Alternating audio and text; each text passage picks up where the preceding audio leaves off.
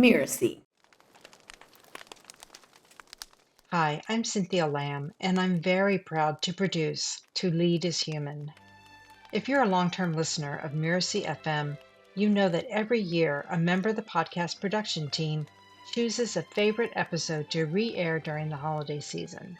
This was a difficult decision because I have learned a lot from every conversation that Sharon has had with her guests. But I must decide, so I chose Andy Levitt of Purple Carrot.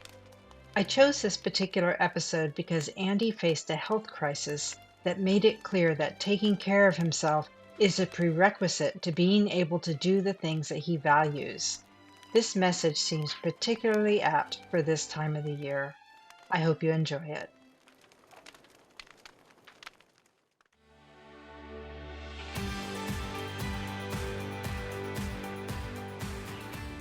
And it was an extremely traumatic situation. I mean, I joke about it a little bit here, but it was really soul-sucking and scary, downright scary. And I thought, my God, I've been grinding it out for all these years only to find out that I almost died and left my family. And, for what? I'm Sharon Richmond, and this is To Lead is Human. For more than 30 years, I've run a business called Leading Large. I help C-level executives expand their impact, clarify their priorities, energize their organizations, and build cultures of accountability and respect.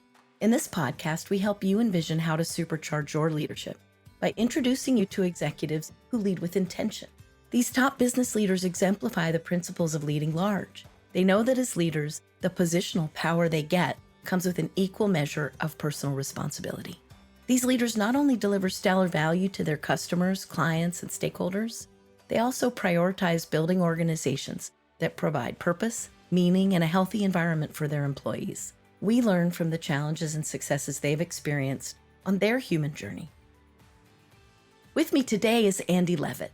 Andy's a seasoned, mission-driven entrepreneur and executive who has led the startup growth and sale of two significant companies. Most notably, he was the founder and CEO of Purple Carrot, what a great name for a company, the first and only 100% plant-based meal kit company.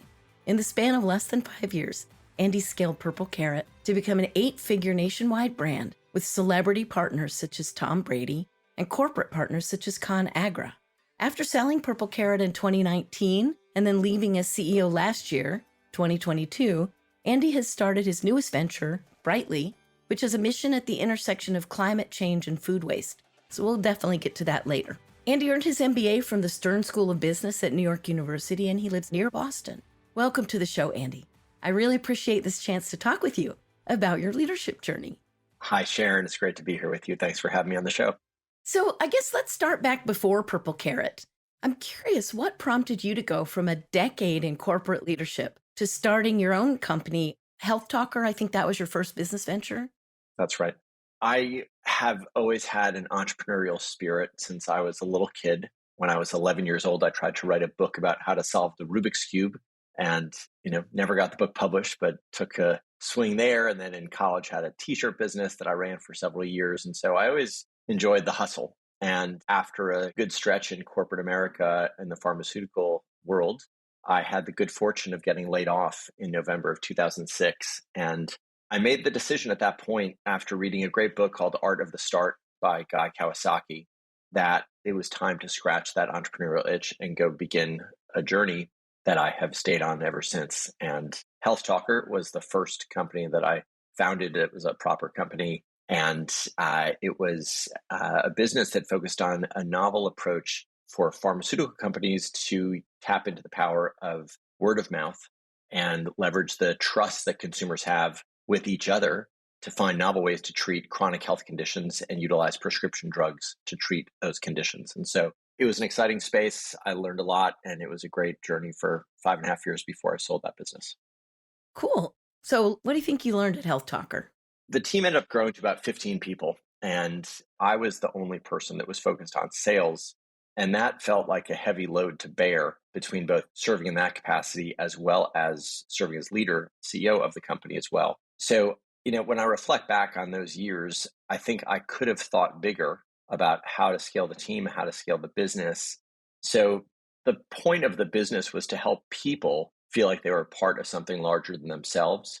And I applied that same concept to the management of the company to help my employees feel like they too were part of something larger than themselves. So, a particular practice that you put into place to help you do that, or a story that would say, here's how I did that with our team? I aimed to create a real sense of purpose and alignment within my management team and my staff, that they had an incredible opportunity to create impact among the people that we were serving, to give those people a voice. And I did my best to make sure that everyone in the organization felt like no matter their role was going to touch the people who were participating in our service, to give them a real greater sense of purpose. And I think that that, coupled with complete transparency, were probably two elements to the success we had when I think back to what that business was like.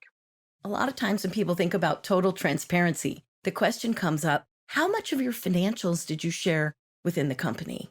The question about financials was a tricky one because I did pride myself on transparency, and I would put a asterisk to that in that the only time I didn't reveal something was when I sold the business, because I was really under terms where I couldn't describe or disclose to my staff that I was about to sell the business. But I've always loved being completely transparent. Super. So if we think about sort of the transition from Health Talker to Purple Carrot, I can think like, oh, great. So we went from pharmaceuticals to food as medicine. But what inspired you to go in that direction? For 20 years, I was a huge proponent in the value of Western medicine as, a product that could cure most anything you've got. And at the encouragement of an ethically vegan friend of ours, my wife and I watched a documentary called Forks Over Knives in January of 2014. And it introduced me to this concept of food as medicine. As the story goes, that there was two physicians who both grew up independently on dairy farms in the Midwest. They come to the same conclusion that a diet highly characterized by meat and dairy consumption, which is the standard American diet, was the cause of most chronic health conditions in this country, and that a plant-based diet was the antidote to those issues. And I was so fascinated with this concept, having, again, spent so many years in the pharmaceutical world, to now think about food as medicine instead of drugs as medicine. And at the end of the documentary, I turned to my wife and I said, that's what I'm going to do next. And she said, what are you talking about? I said, I'm going to start a plant-based meal kit company because more people need to know about the value of plant-based eating. And it was this lightning bolt moment. I barely knew about meal kits. I had just learned about Blue Apron and Plated, which were two big companies at the time. And I made a bet that meal kits were going to be a thing, that people would always pay for convenience, but we were going to be the only 100% plant-based product. And the mission was to help people eat for their health and for the health of our planet, as there's a big environmental benefit to plant-based foods as compared to animal proteins. So the shift from pharma to food was driven from watching a documentary. And I am so grateful that I had the chance to watch that movie, because it led to the creation of literally hundreds of millions of plant-based meals that were purchased and consumed over the life of my time at Purple Carrot. And I feel really good about that. That's really, really awesome. So how did you evolve as a leader when you were at Purple Carrot? When I began Purple Carrot, it was just me in my garage, and I hired my first employee. And it was an extremely small, scrappy team as we grew to a handful of us. And it was a very difficult business to run. And when I look back at it, I think it's actually a terrible business model, because there are very few things on which you can build every week, because you're always introducing new recipes. You always need new ingredients. You always have to repackage new items that are highly perishable, that need to be shipped in a box with gel packs and insulation. A lot of labor, a lot of expense, a lot of uncertainty. And customers are fickle and their taste buds are unique. And it's very difficult to thread that needle and commit to a subscription service when it doesn't always hit the mark. And the nature of a perishable food business is subject to a lot of challenges in that regard. So it's a very tough business to run. But as we had this small team, we started out in a regional capacity before starting to scale. And by the end, we had about 75 full-time employees.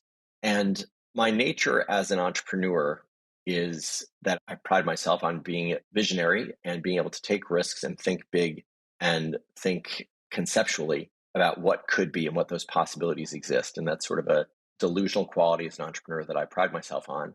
But to translate that into structured thinking and clear communication and a level of certainty about financials that I think in my early days I suffered from. And it underscored the importance of bringing on people who are smarter than me on any one particular discipline and surrounding myself with brilliant people who could cover up on the gaps that I had. And if my unique ability was to go raise capital, for example, for Purple Carrot, I was the only person that could go do that because I was the founder and that was on my shoulders. But if I could bring on someone who was great at operations or great at finance or great at customer service, it was much better to bring those people along. I think one thing that stands out for me is not recognizing the role that people assigned to me, perhaps more so than I assigned to myself as the CEO of the company. Because to me, it was still such a small homespun kind of company that was a relaxed place. And I might say something to someone in a transparent manner. And then that person walks away and said, well, Andy just said we were going to think about doing this. I guess that must be what's happening. And so over the years, I really had to learn to filter myself and not be so comfortable sharing ideas because of the way people might interpret comments that I might make in an otherwise offhand way. So there was a learning curve that happened with that, a need for me to grow as a leader and to also focus on providing structured communication, structured thinking. And at some point, I realized I should just get out of the way and let other people step in and lead because my role, the company had reached a point where my impact could happen in a different way than managing some of the day-to-day operations of a highly logistically driven company. Right. So did you end up bringing in a COO or something? So I launched the company in the fall of 2014. And about a year and a half later, I brought on my dear friend, Brian Greenfield, who was my right-hand person throughout the business, throughout the balance of the journey until we sold the business and we exited several years later. Brian was great because we really complemented each other so well.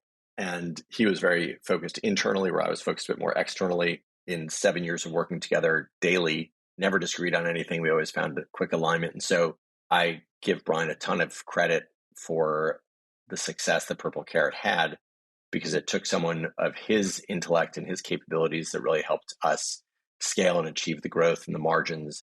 Yeah, and you're just giving a really good example of the way that early stage companies have their chaotic stage, which is all about can we find enough people to buy what we're selling, that we have enough money left over to run the company or raise money or whatever. So you were describing the typical first stage, which is that sort of high chaos, high visionary period of time where the real goal is, we call it product market fit, but what that really means is we have enough customers to buy what we're making and we get enough money from all of that that we can continue to operate, more or less. And that stage draws these lovely, like entrepreneurial visionary people who are super comfortable with casual interactions, chaos, bespoke answers to things, making it up as we go. Then we get to that stage just before we scale where you need somebody like Brian.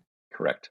Who can bring in a little bit of systematic approach, some operational structure, some cadence, not too heavy. We go light structure, but that's that second stage that typically is thought of as systematizing, which then allows the scale. So that's right. For anyone listening, I think Andy just gave us the best possible description of the difference between the leaders that can lead those two stages.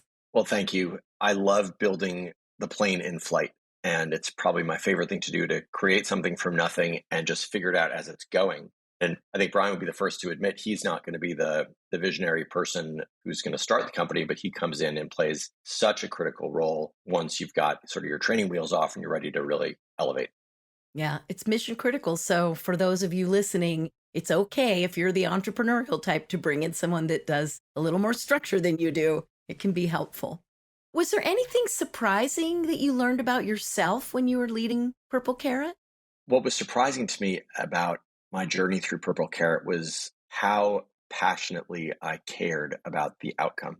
And it was just a different level of size, of scope, of scale, of investors, of customers, of eyeballs, of consumers, of press, of media. It just, when I think back to my prior company, Health Talker, it was just on such a smaller scale on a relative basis that was in almost its own little echo chamber. Purple Carrot was on the national stage for a lot of reasons, from early partnerships that we had, different celebrities that got involved. The type of category it was with meal kits were very hot and very prominently featured in the media. And there was just a highly engaged audience. And so between that and the investors and the staff, I think that I just had to give every bit of myself to the business to address all that and balance it out with having a wife and 4 young children. That was difficult for sure. And it just, the surprising part, I guess, was just how incredibly soul sucking and time consuming it became. It was also a joy. I mean, there was people used to ask about work life balance, and I used to say, there's no such thing because I was so defined by Purple Carrot that my whole existence was that I was the CEO and founder of Purple Carrot, and I spent a bunch of hours every day doing that business while I also had a fabulous wife and 4 beautiful children and had that life around me. But so there was no balance because it was all one big thing. Everybody has the same 24 hours in the day, and I just had a disproportionate amount of time in my brain rented out to focus on the challenges and opportunities within Purple Carrot. Yeah. So what did you learn about yourself about with that struggle? I learned that I do have a great deal of grit and determination. And I say that with full humility. But I would say that I had my back up against the wall on countless occasions for a variety of reasons, whether it was financially driven with, the challenge of raising capital, whether it was with employee issues, whether it was operational issues, whether it was macroeconomic issues, or even health issues that I dealt with. I assigned it to just a level of commitment to say, like, I'm not going to fail. And you got to just dig really deep and whatever it takes to find a way forward. That's what I learned about myself, an absolute willingness to lay it all out on the line there and not leave anything out for chance. And how did that impact the culture that you were building at the company? Do you think, how did the employee base of the company react or respond? I don't think I showed that so much to the staff per se. I used to joke that I was like a duck, that was sitting, gliding along the water, looking very calm, but underneath my legs were flapping like crazy because I never felt like it was going to be healthy to bring forth that energy and share all of that. I mean, Brian knew everything that was going on. Obviously, he was like my work spouse. But for the broader staff, I tried not to show that terribly clearly. And as much as I prided myself on transparency, the stress and the strain of running a business was not necessarily their burden to carry. It was mine. And I chose that. It's my privilege to have carried that weight, but it wouldn't be productive to put that on my staff and my partners there. That wasn't their job. It was mine. So I know right now, given the current economic climate, there are a lot of CEOs and companies struggling with the market's not what they thought it would be. Things aren't growing as fast, and they are struggling with just that. How much do I share? How much do I have to hold myself? Who can I trust with my full secret self? So thoughts on that for folks that might be listening? Look, when people look at the idea of starting a business or being an entrepreneur, I think it can be glorified a little bit. There are plenty of headlines of these different founders who've made a ton of money or had great products that have been wildly successful by various measures, that it sounds so cool. And as you get into it, you realize that when you're the founder or CEO of a company, it can be very lonely at times. And having, in my case, Brian there as my right-hand person who I could confide and be completely transparent and open about everything that was going on, that was a great relief. I mean, I talk to my wife all the time about these different things, but after some point in time, she doesn't want to hear about that much anymore. And there's only so much value she can add other than empathy, which she gave me in plentifully over the years. And I'm so grateful for that. But it was different to have someone who was really in the weeds on it and could really relate. And so I had that right-hand person in Brian, and that was incredibly important to have that outlet, because I do believe that staff members of a team or team members in whatever leadership roles they are, there's this expression that I heard many years ago that if the trumpeter sounds an uncertain note, few will heed the call. Ooh.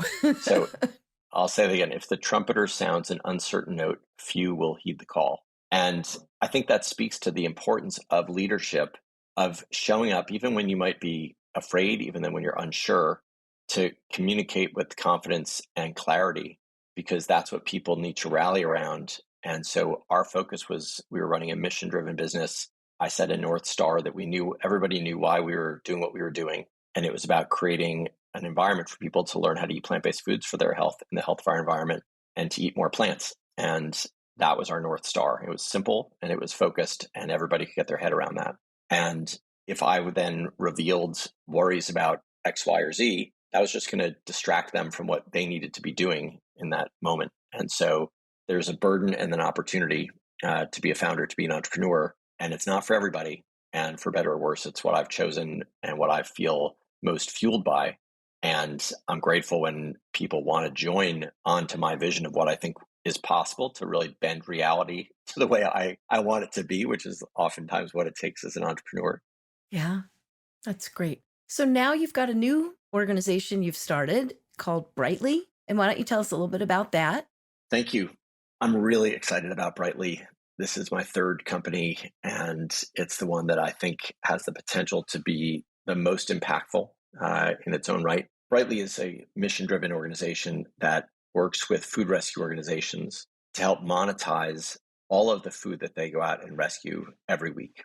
And these nonprofit organizations are really out there doing God's work to help address food insecurity in their communities, to rescue or recover food that may otherwise go to a landfill. And had that food ended up in a landfill, it would release toxic methane gas into our atmosphere. There is a methodology that's going to come out from a third-party organization called Vera. And Vera is a world-renowned and widely respected organization that produces methodologies that allows for the creation of what are called carbon credits. Mm. And so what we'll be doing is following that methodology that lays out how we, Brightly, can work with food rescue organizations to quantify the methane emissions that they help avoid by diverting food away from a landfill and getting it to feed people who are hungry. And they're not getting paid for the food that they rescue right now. They just are out there doing what they do as a nonprofit, and they rely on government grants, donations to support their operations. So what we're going to be able to do is work with them to create high integrity carbon offset credits by following this methodology, and then in turn find corporate buyers who have ESG goals to reduce their environmental footprint by a certain time frame. And so the carbon credits that we'll sell to them, the Brightly carbon credit, will have this co-benefit of being minted in the United States and addressing climate change and addressing food insecurity.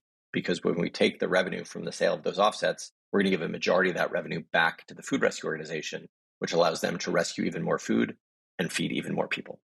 So I'm hearing that very big picture vision loud and clear. And it's very exciting. So just thinking about, what you learned at Purple Carrot and what you learned previously, what are you bringing into the founding of Brightly? What are you doing differently this time as a leader? It's a great question. I'm really drawn to the mission. And so I'm carrying that forward, certainly from what we had at Purple Carrot. I am really drawn to the simplicity of the operations. Right? I swore to my wife a few years ago I'd never do another startup because it just takes so much labor and emotional labor and toll. But this business is relatively simple in terms of its execution. It's a two-sided marketplace connecting food rescue organizations and corporate buyers. And yeah, there's some science and operational elements involved, but it's very clean and easy to run once we find the supply and demand side of that marketplace. That, as compared to what I used to do at Purple Carrot, feels like a spa day because it's so much more elegant. I have a much smaller team right now. There's only 5 of us that are focused on what we're building because it's not a labor intensive business. It's not an operational intensive business. I continue to focus on transparency. I continue to focus on making people feel like they're a part of something larger than themselves, that there's great buy-in and involvement, and there's a clear alignment to our mission for what it is that we're trying to do, for the good we're trying to do in the world, to both do well and do good at the same time. Singing my song.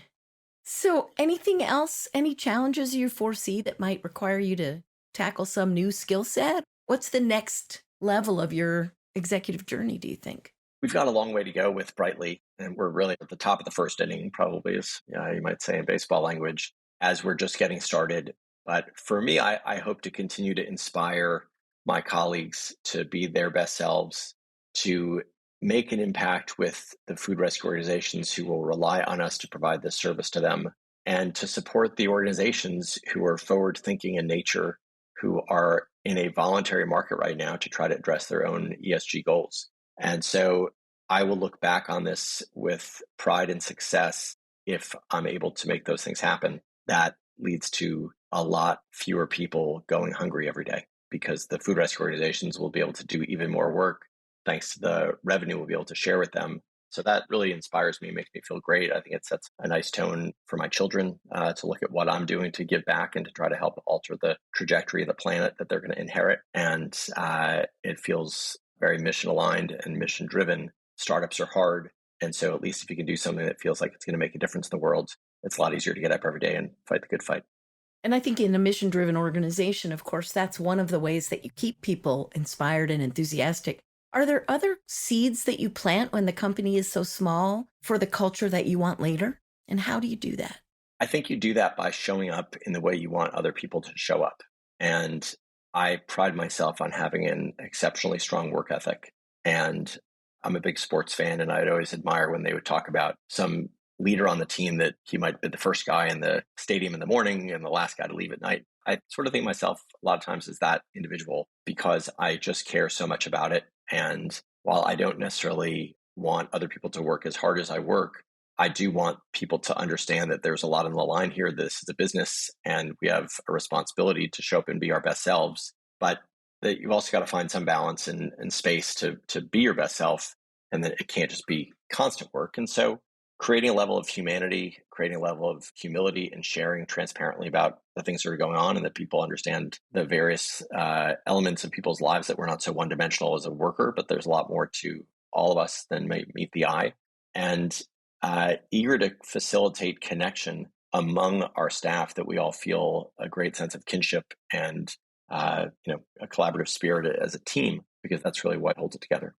Yeah, that's great. And then as you establish that kind of tone, as you go out to recruit and hire more people, of course, you look for people that you think may not share exactly the same ways of thinking, but share at least those core values.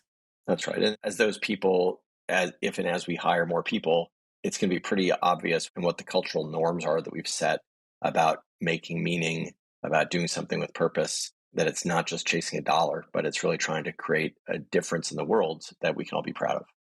Delicious. All right. So I love to go behind the scenes on this podcast. So I really like that old open the kimono statement, which I don't really know if that's even appropriate to say, but let's get more to the heart of what it means to you being human as a leader. And not many things test a person like a major crisis. So I know a few years ago you had one that you almost didn't survive literally. And I wonder if you might share that story and how it's changed you as a leader. Sure. So what you're touching on there is a really dire situation that I lived through, thankfully, when back in December of 2018, I had surgery for Crohn's disease, which is something that I've been diagnosed with and live with for the last 12 years or so. And this was my second surgery, and I wasn't really that worried about it. I was deep in the action of selling my company. I was in advanced stages of diligence, and there was a lot of stuff going on. And it was just like, okay, I got to stop and do this for 2 weeks. And it was intended to happen over sort of the Christmas break to minimize the impact on work, because this was everything I was focused on other than my family. And I had a surgery that went badly. And I was home over that Christmas break after being in the hospital for 5 days, which was standard. And my wife was busy with one of our children who had had this thing in his neck. So she wasn't very mentally present, sadly, at that moment. And I was home with 3 kids by myself. And I remember feeling terribly. And I went down to the hospital, thankfully, to get what I thought was going to be an iron infusion. And I got down there and I looked terrible. And they said, "You don't look very good." And I said, "I don't feel very good." And I said, "I'm just here for my iron. I just really need this iron infusion." And they said, "I don't think so, kid. This is not looking good." And I ended up going septic. And Oh, God. after about 10 or 12 hours in the ER, they had me overnight, thankfully. And I woke up at like 3 a.m. and I couldn't breathe. And it went south pretty fast. And I think, thankfully, I was in the hospital. I think if I'd been home, I'm sure I would have died and I wouldn't have made it. But because I was in the hospital, I was in a position to get incredible care. But I was pretty close to the edge. I think a lot of people thought I was going to die. And I was in a coma for several days. And I woke up, my wife came and kissed me on the cheek and said, "Happy New Year." I was like, "Happy New Year?" And she's like, "Yeah, it's January 2nd. And I'd gone into the hospital, I think, on December 28th. So I was awfully confused, and it was an extremely traumatic situation. I mean, I joke about it a little bit here, but it was really soul-sucking and scary, downright scary. And I thought, my God, I've been grinding it out for all these years only to find out that I almost died and left my family. And, for what? And that's when I swore off startups to my wife. I said, when I was finally conscious in the place I could communicate, then I said I'd never do this again, because I was so close to losing it all. And, it took me several months. I was in the hospital for 13 days and I came out and I really was a different person. And the PTSD that I had from waking up with a trach tube in my throat and feeling this sense of nearly dying, it really took a while. I spent a year in therapy over it, and it was really hard to not cry at almost the drop of a hat. Like I'd look at one of my kids and I would just burst into tears. It was just so sad to sort of get beyond it. And once I got beyond it, which I believe I've mostly done, it's a great reminder to stay very present and show up with gratitude every day and appreciate what we have because it is also fragile, and not to walk around with a sense of imminent death, per se, but it is really fragile and you can't take things for granted. And I'm not always great at staying present anymore. And we're all distracted by our cell phones and messages and things that seem important. But the reality is that there are very few things that will matter when you're pressed up against it like that. And it informs certainly how I show up in the world today. I meditate every single day. That was a big improvement, I think, coming out of that, just to create a sense of mindfulness and sense of purpose, and to remind you to sort of take a step back and breathe for 10 minutes every day. I try to be even more tolerant with my children whenever I can be, but they're kids, so they're great at getting the best of us at times. But They certainly know which buttons to push in their parents. if they could only get paid for pressing buttons, they'd be very wealthy. But, it was definitely a life-changing experience, as you could imagine. And I think underscores the importance of showing up with humility and recognizing how fragile the world is, and the importance of being kind and generous to people and always paying it forward, because you never know when you'll get other chances like that. And so I wouldn't wish that journey on anybody. And for better or worse, I lived through it. And I hope I'm a better person on the other side for it. I imagine nobody could go through an experience like that without it being profoundly changing. Yeah. So thank you Yeah. for But sharing the story. Don't you're go welcome. pursue Don't that try way it. of Yeah. don't try Don't this try at it, home. Sharon. I wouldn't dream of it. So one more kind of open the kimono question. Sure. What do you think is the most difficult choice you've had to make in terms of managing the people in your organization? And maybe what did you learn from that? There's not one thing that's going to stand out, but I think on the arc of management, since I started running my own businesses in 2007, the challenge is when you become connected to people emotionally and you care about them as a human being and you care about them as a friend or think of them as friends. And if you need to say goodbye to them because they're no longer a fit in your organization, to be able to separate that out and realize that at the end of the day, it is a business and you're running a business, and that it's not, as much as there's, I think, great joy to incorporating and infusing personal connections and friendships and deep friendships that can come from the amount of time people spend together working with each other, that especially once you take outside capital and there's an expectation of an exit, you're now really working for somebody else. As much as I could say, yeah, I'm an entrepreneur and I'm a self-starter, once you begin taking outside capital, you really have other people that you have to report to and answer to. And that requires you to run the business as a business. And I always try to infuse it with great humility and fun and a human spirit.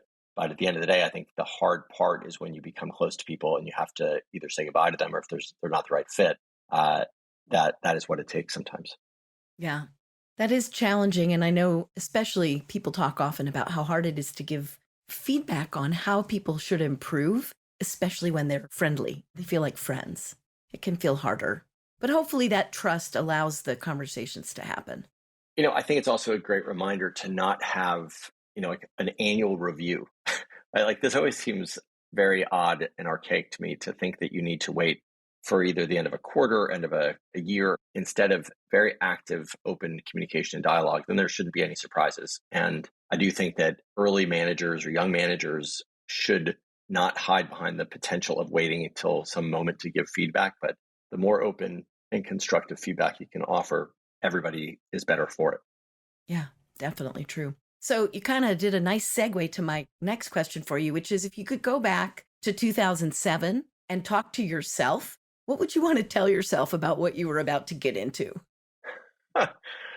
Well, I know you don't want to say how hard it's going to be because you might not do it, but what would you want to say? Yeah, I would want to say to myself, don't give up, keep going, and it will get tough, but you've got this. I'm really proud of what I built with Health Talker and Purple Carrot, but I think if I would do it again, I think I could go even bigger. actually. And I don't think I ever played it safe because I always sort of went in a different direction in an alternative way. Nobody was doing word of mouth marketing when I started doing word of mouth marketing for pharma. Nobody was doing a plant-based meal kit when there was meal kits out there. So I was always trying to sort of go zig where someone was zagging. But if I did it again, I could think bigger. And I would remind myself the importance of, they say on the airplane, put your oxygen mask on first before helping others.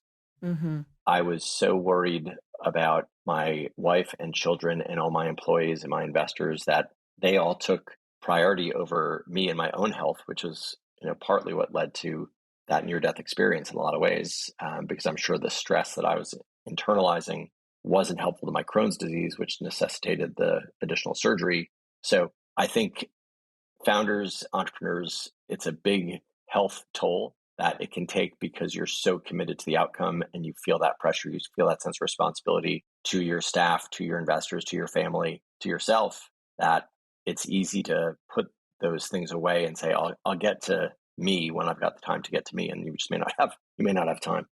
I think that's such a powerful message, Andy, for you to share with our listeners. So I do very much appreciate that. And we'll echo it. Hope you're paying attention out there, folks, to take care of yourself. Put your oxygen mask on first. So just as we wrap up, I titled the podcast "To Lead is Human." And I'm just curious what that means to you as a leader. I think that people may assign superhuman qualities to leaders and think they've got something really special and that's why they're leading. And I think in many ways, leadership is a choice, and leadership is not necessarily for everybody. But if you choose to be a leader, then you have to lead. And that is what you're signing up for. That's what you're taking. But it's also okay to be vulnerable, to be human, to reveal your shortcomings, to ask for help where you need it, and lean into the greatness that you possess and do more of that and less of everything else. And surround yourself with other people to make you an even better leader, which makes the rest of the team even better because now you've built an organization that's so optimized around your vision as a leader and your capabilities as a leader without creating shortcomings for the gaps that we all have in our own ways. So making people understand, like, yeah, we are all human and I'm far from perfect. And you operate and make decisions with the information you have in front of you at that time. But it doesn't mean you're always going to get it right. And I think when people understand that you're acting with their best intentions at heart, hopefully everyone comes out feeling there's a sense of cohesion, a sense of purpose, and a togetherness that you as a leader sign up to be the leader. You can be human, you can make mistakes, you can apologize for them, you can keep doing and showing up for the next day. And if you've earned that trust and respect and admiration from your staff, hopefully those people help you lead even better the next day. I can't think of a better wrap up to the conversation than that. So you certainly picked up from the title what I had hoped would be picked up, and I appreciate your putting it into your own words. Any last thought you want to share? No, I'm grateful for the opportunity to talk about this stuff. I'm grateful for having the journey that I've been on, and I'm excited to keep taking it forward. And I'm excited to hear more about Brightly and how it unfolds. So I'll be checking in with you as we go down the road. Well, a special thank you for Andy Levitt for this really wonderful, deep, rich conversation today. Andy, if folks want to find out more about you or they want to keep up with what you're doing, what's the best place for them to kind of, I guess, stalk you, for lack of a better word? Yeah, they can. Metaphorically speaking only. Of course. I'm on LinkedIn, Andy Levitt, and my company is Brightly, and our URL is justbrightly.com. JUST brightly.com. Perfect. And it's Levitt, Levi, two T's, TT? Correct. Yep. Levitt. And stalk away. Well, thanks so much for joining me today. I really appreciate it. And it's been a delight. Likewise, Sharon. Thank you so much. Please stay with us for a moment, and I'll share some takeaways from my conversation with Andy and coaching tips to help you uplevel your own leadership, starting right away.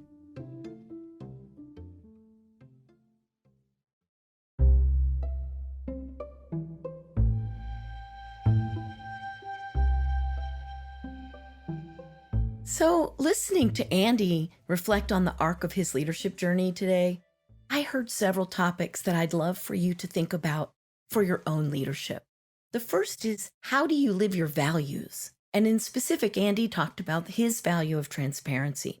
So while he generally demonstrated this particular value by being very open with his team, even about some financial information, he also had to learn when and how to comfortably keep some information from even his more senior managers without feeling self-judging or hypocritical. Every leader should take the time to think through their own most important values and how you will demonstrate them in your own actions. In Andy's case, he had to do a little bit better self-management, and that's something we can all get better at. A second key takeaway for me is that when you are the CEO or really any C-level role, the people in your organization tend to project onto you whatever they might believe about leaders and authority figures, and it might not match your self-image. This can be surprising. In Andy's case, he came to realize that as he was just naturally sharing his ideas and thoughts with people very openly, some folks could misinterpret his musings as a new directive, while it was really just in process. Becoming aware of this helped Andy to edit himself in certain situations to only sharing broadly the messages that he believed would help his team members keep focused on their top priorities. And certainly making sure you have a trusted partner like Andy's colleague Brian, or like an executive coach, ensures that you have someone with whom you can be completely open. This will give you not only good thought partnership, but it can also help you avoid the risk of being alone with your, let's just call them obsessive thoughts. It's just great to get those out in the open, your fears, your worries, whatever, and that helps you to think more clearly. I hope that you'll agree with me that the most powerful reminder, though, was Andy's take on a challenge that pretty much all the entrepreneurs I know face, making sure that they take care of themselves so they can be effective in their leadership. As Andy sums up his own view of what it means to him to be a fully human leader, it's clear to me, and I hope it's clear to you, that taking good care of himself is the prerequisite to being able to do all those other things that he values. As always, we like to share a how to put this into practice tip from every episode. So today, here's my invitation to you. Do an audit of your own methods of self-care. From having a totally confidential thought partner to getting yourself to the doctor when you need to. Who are your trusted partners? And what do you do to ensure that you keep your own instrument, your body and mind, finely tuned? Being at the top can be lonely, and it can definitely take a toll on your health. So what new source of support will you add in the coming week that will help you better fulfill your obligations as a leader?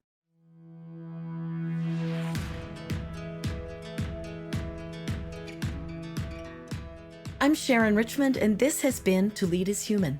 You can find out more about me at leadinglarge.com. That's LEADING large.com. To Lead is Human is part of the Mirasee FM podcast network, which also includes such shows as Soul Savvy Business and Making It. This episode was produced by Cynthia Lamb.